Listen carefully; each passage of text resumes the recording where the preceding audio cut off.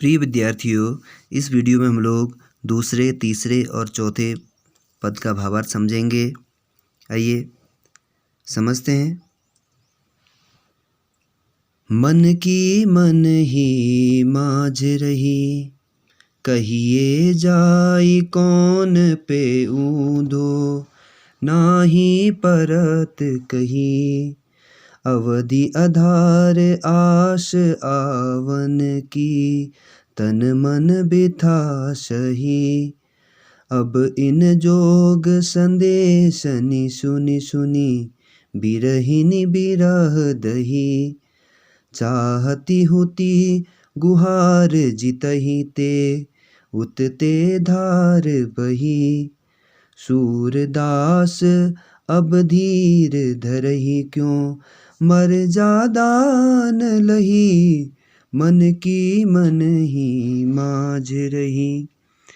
विद्यार्थियों, इस पद में गोपियाँ कहती हैं कि मन की मन ही माझ रही, यानी कि हमारे जो मन की बात थी वो हमारे मन की माझ मीन्स मध्य में, वो मन के बीच में ही रह गई है, इनकी मन में ही रह गई है। हमारे मन की बात हमारे मन में ही रह गई है। कहिए जाई कौन पे ऊधो, ए ऊधो हम किससे जाके कहें, किसके पास जाके कहें, ना ही परत कही, हमसे नहीं कहा जाता। अवधि आधार आस आवन की, तन मन बिथा सही। यहाँ पर अनुप्रास अलंकार है अवधि आधार आस आवन की में। तो अवधि आधार आस आवन की यानी कि आने की आशा के आधार पर, जो आपने अवधि दी थी, जो आपने समय दिया था, उस पर हमें पता था कि आप आएंगे। इस आधार पर हमने तन मन बिथा सही, बिथा होता है दुख, व्यथा, अपने तन और मन के दुख को सहन किया, अपने तन और मन की व्यथा को हमने सहन किया आपके आने की आशा के आधार पर। अब इन जोग संदेश नि सुनि सुनि, बिरह नि बिरह दही। अब लेकिन आपने स्वयं न आकर के जो योग संदेश भेजा है, इस योग संदेश को सुन करके हम बिरहनी यानी कि दुखियारी, बिरह दही, बिरह यानी कि दुख में हम, दही मीन्स जल रही हैं, दग्ध हो रही हैं। अब हम गोपियाँ जो हैं, हम बिरहनियाँ इस योग संदेश को सुन करके बिरह रूपी अग्नि में जल रही हैं। इस वियोग रूपी अग्नि में हम, वियोग का जो दुख में प्राप्त हुआ है, इस दुख में हम जल रही हैं। चाहती होती गुहार जितहि ते, उत्ते धार बही। गुहार कहते हैं कि अपनी रक्षा के लिए पुकारना, जिससे हम गुहार लगा रही थी, जिससे हम चाहती थी, हमें पता था कि हम लोग जो है हमारी रक्षा के लिए आएंगे, लेकिन उत्थे दार बही, उन्होंने ही जो है हमें दुख दिया है, वहीं से दुख की धारा प्रकट हुई है। सूरदास अब धीर धरई क्यों, मर ज्यादा न लही। गोपियों के माध्यम से सूरदास कहते हैं कि अब हम कैसे धैर्य रखें, कैसे अपने मन को समझाएं, जब कोई मर्यादा ही नहीं रही। श्री कृष्ण ने जो है मर्यादा को उल्लंघन किया है, उन्होंने, अब वो अपनी मर्यादा पर नहीं रहे, अपनी बात पर नहीं रहे, अपनी बात से मुकर गए हैं, तो हम अब कैसे धैर्य रखें, कैसे अपने मन को समझाएं। आइए अब तीसरे पद को समझते हैं।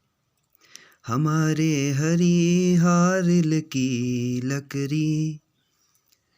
गोपियाँ कहती कि हरि यानी कि श्री कृष्ण जो है हमारे हारिल की लकड़ी के समान है। हारिल एक पक्षी होता है विद्यार्थियों, जो हमेशा अपने पंजे में एक लकड़ी को लेकर चलता है, लकड़ी को दबाए रखता है। वो उड़ता भी है, उसी को लेकर के उड़ता है, कहीं बैठता है, रात को सोता भी है तो उसी को लेके। उसे ऐसा लगता है कि अगर मैं इसे छोड़ूंगा तो शायद मैं नीचे गिर जाऊंगा। वो उसी को अपना आधार समझता है। तो इसलिए जो है गोपियाँ भी कहती हैं कि हमारे लिए भगवान श्री कृष्ण जो है उस हारिल पक्षी की लकड़ी के समान है, जो हमारे जीवन के आधार हैं। मन क्रम वचन नंद नंदनुर, यह दृढ़ करी पकड़ी। हमने अपने मन से, अपने कर्म से और अपने वचनों से, यानी कि हर प्रकार से उस नंद नंदन को, उस श्री कृष्ण को हमने दृढ़ करके, उर मीन्स अपने हृदय में दृढ़ करके, एकदम मजबूत करके पकड़ा हुआ है। जागत सोवत सोवत स्वप्न दिवस निसी। जागत जागते, सोवत सोते, स्वप्न सपने में, दिवस दिन में, निसी रात में, कान कान जकरी, जकरी मीन्स रटते हैं। हम लोग जो है जागते, सोते, सपने में, दिन में, रात में, हर समय काना काना ही पुकारती रहती हैं, काना का नाम ही रटते रहती हैं। सुनत जोग लागत है सो ज्यों करवी ककरी। इस योग संदेश को सुन करके तो हमें ऐसा लग रहा है कि जैसे कड़वी ककड़ी कैसी होती है कि अगर हम उसे खाते हैं तो उसे हम खा नहीं पाते हैं। जैसे ही हम लोग उसे खाते हैं हमारे मुंह पे जाती है तो वैसे हम उसको तुरंत बाहर निकाल देते हैं, यानी कि इतनी ज़्यादा कड़वी होती है, अखाद्य होती है, न खाने योग्य होती है। तो उसी प्रकार से जो है ये योग संदेश भी हमसे बिल्कुल सुना नहीं जाता, हम उसे इसका एक शब्द भी नहीं सुन सकती हैं। सूतों व्याधि हमको ले आए दे कि सुनी न करी। आप तो ऐसी व्याधि मीन्स रोग, ऐसा रोग आप हमारे लिए ले आए जो हमने ना कभी देखी, ना सुनी, ना करी, ना ही हमसे कभी कभी इससे ग्रसित हुए, ना ही ये रोग हमें कभी हुआ। ऐसा रोग हमारे लिए योग, यानी कि उन्होंने योग संदेश को रोग के समान बताया है। यह तो सूर तिन्हि ले सोपो जिनके मन चक्री। और कहती हैं कि सूरदास जी गोपियों के माध्यम से कहते हैं कि इस योग संदेश को तो आप उन्हें सौंपिए जिनके मन चक्री हैं, चक्र के समान हैं, यानी कि घूमते रहते हैं, चंचल हैं, चलायमान जिनके मन हैं, जिनके मन स्थिर नहीं हैं। आप जो है इस योग संदेश को उन्हें दीजिए। हमारा मन तो सिर्फ और सिर्फ भगवान श्री कृष्ण पर स्थिर है। विद्यार्थियों, चौथा पद इस प्रकार है। हरि हैं राजनीति पढ़ी आए समुझी बात कहत मधुकर के समाचार सब पाए। तो गोपियाँ कहती हैं कि हरि हैं राजनीति पढ़ आए। ऐसा लगता है कि हरि ने, भगवान श्री कृष्ण ने राजनीति पढ़ ली है। राजनीति पढ़ने का मतलब है कि अब वो छल कपट करना सीख गए हैं, चतुराई सीख गए हैं। जैसा कि आप जानते हैं राजनीति में चतुर व्यक्ति, छल कपट व्यक्ति ज़्यादा सक्रिय होते हैं। समझी बात कहत मधुकर के, हमने बात समझ ली है। मधुकर कहते हैं भौरे को, भौरे की बात उन्होंने अपनी बात को कह दिया है और हमने उस बात को समझ लिया है। समाचार सब पाए, और सारे समाचार भी हमने प्राप्त कर लिए हैं, सारे हालचाल भी हमको मिल गए हैं। एक अति चतुर होते पहले ही अब गुरु ग्रंथ पढ़ाए।